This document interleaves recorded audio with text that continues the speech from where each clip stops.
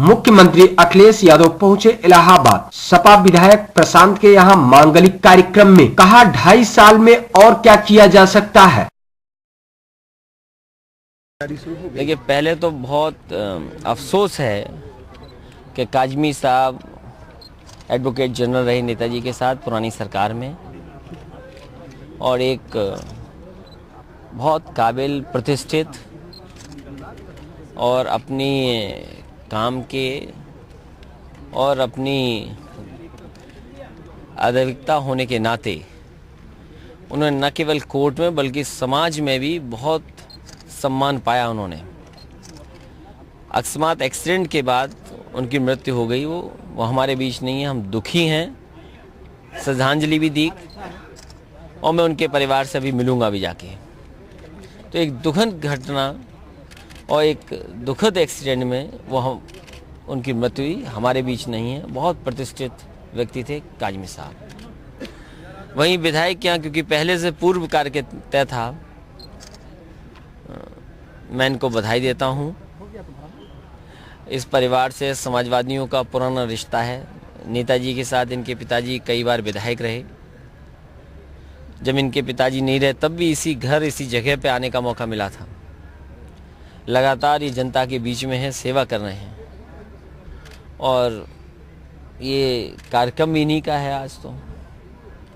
तो मैं समझता हूँ आज कोई ऐसी चर्चा करने का विषय नहीं है जिस पे और चर्चा की जाए। 2 दिन पहले यूपी के गवर्नर साहब यहाँ आए थे। उन्होंने कहा था कि सीएम को और नेताजी को आजम खान साहब के खिलाफ कार्रवाई करनी चाहिए। देखिए, मुझे याद है, मैंने उनका एक इंटरव्यू देखा था। उन्होंने सरकार की बहुत तारीफ की थी। सरकार के अच्छे कार्यों के बारे में भी बहुत अच्छा उन्होंने कहा था। मैं समझता हूँ मुख्यमंत्री और गवर्नर साहब के रिश्ते बहुत अच्छे हैं और लगातार कई मौक़ों पे हम लोग संपर्क भी रखते हैं, तो संबंध बहुत अच्छे हैं। लेकिन ऐसी बातें क्यों उठती हैं? वो कह रहे हैं मुख्यमंत्री जी कार्रवाई करें, या कुछ कार्रवाई करेंगे क्या आप के खिलाफ? जिस तरह वो कह रहे हैं कार्रवाई करें मुख्यमंत्री जी। आप लोग भी हमारे साथी हैं। आप लोगों की वजह से हमने भी बड़ा कुछ भुगता है, इसलिए हम कुछ कहेंगे नहीं कि जो छपी हुई बात पे कोई कहना नहीं चाहिए कुछ। अच्छा, छपी हुई बात पे कोई टिप्पणी नहीं करनी चाहिए। जिस तरीके से बयानबाजी, ऐसा बयान उचित है किसी के लिए? मैंने आपसे कहा कि हमारे और गवर्नर साहब के रिश्ते बहुत अच्छे हैं। अच्छा, जिस तरीके से बयानबाजी हो रही, क्या विधानसभा का चुनाव की तैयारी शुरू हो गई है? अभी बजट आना है, उसके बाद फिर बजट आना, अभी समय बहुत है। सरकार की कोशिश होगी कि किसान, गांव, गरीब, उनको साथ लेकर के और जो तमाम कार्यक्रम और फैसले लिए हैं सरकार ने, वो ज़मीन तक पहुँचे।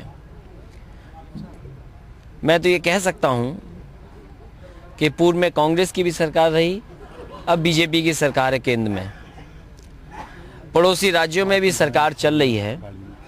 जनता को और खासकर आप लोगों को मौका मिलेगा तुलना करने का कि आखिरकार इन सरकारों में कामों के बीच और किस सरकार का काम अच्छा है। मैं कई योजनाएं कह सकता हूं जो कई प्रदेश सोच नहीं सकते, न चला सकते। 40 लाख परिवारों को, खासकर महिलाओं को समाजवादी पेंशन देने की योजना बनी है, शुरुआत की है लखनऊ में। थोड़ी बहुत सूची में जो शिकायतें आई हैं उनको दूर कर देंगे। 40 लाख परिवारों को ये समाजवादी पेंशन से लाभ पहुंचाया जाएगा। आने वाले समय में संसाधन और होंगे तो और भी समाजवादी पेंशन की संख्या बढ़ाई जाएगी। लैपटॉप डिस्ट्रीब्यूशन आप जानते हैं, इतनी बड़ी योजना 15 लाख किसी ने नहीं बांटी। आने वाले समय में जिन बच्चों ने अच्छे नंबर प्राप्त किए हैं, जो अपने आप में जिले के टॉपर्स हैं, उन 500 छात्रों को चिन्हित कर करके उन्हें भी लैपटॉप दिया जाएगा। जहां डिजिटल डिवाइड, वहीं किसान कैसे खुशहाल हो, डेयरी पर, सड़कें निर्माण, पुल निर्माण, बिजली का इंतजाम, ये तमाम महत्वपूर्ण योजनाएं भी सरकार चला रही है। 102, 108 एम्बुलेंस चलाई है। दवाई मुफ्त की है, विधायक निधि से दवाई से मदद कर सकते हैं, ये भी सुविधा दी है। और गंभीर बीमारी से अगर कोई पीड़ित होगा गरीब, उसका पूरा का पूरा इलाज सरकार की तरफ से होगा। ये तमाम वो महत्वपूर्ण फैसले हैं जो किसी सरकार ने नहीं लिए होंगे। 500 डॉक्टर हमने बढ़ा दिए MBBS के, नए मेडिकल कॉलेज शुरू कर दिए, नए इंजीनियरिंग कॉलेज बन रहे हैं। इतने बड़े पैमाने पर कोई हमें प्रदेश देश में बता दो जिसने 500 MBBS सीटें बढ़ाई हों।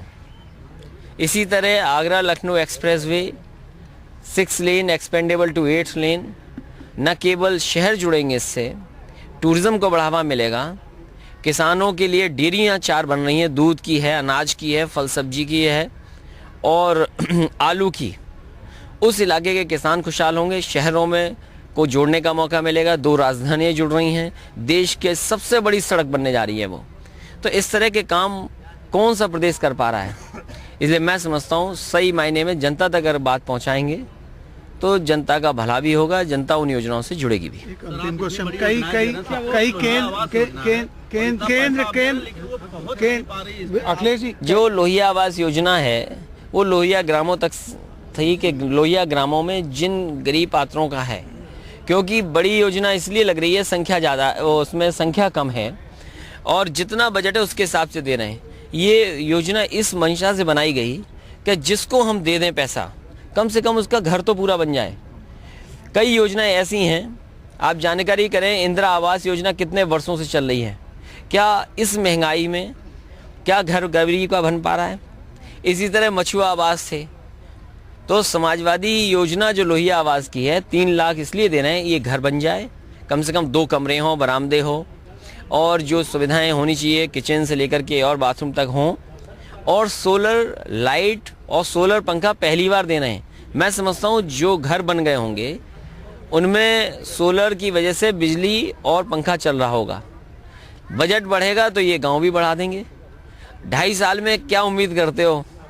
तो 2.5 साल में जो किया है वो काफ़ी संख्या है, लेकिन संख्या बढ़ाने की ज़रूरत है क्योंकि बहुत बड़ी संख्या गरीबों की है। ये संख्या आने वाले समय में संसाधन होंगे तो बढ़ेगी। केंद्र की और राज्य की कई योजनाएं टकरा रही हैं, कोई टकरा रही नहीं। मेले का अभी 2 बार सेना ने कार्य रुकवाया।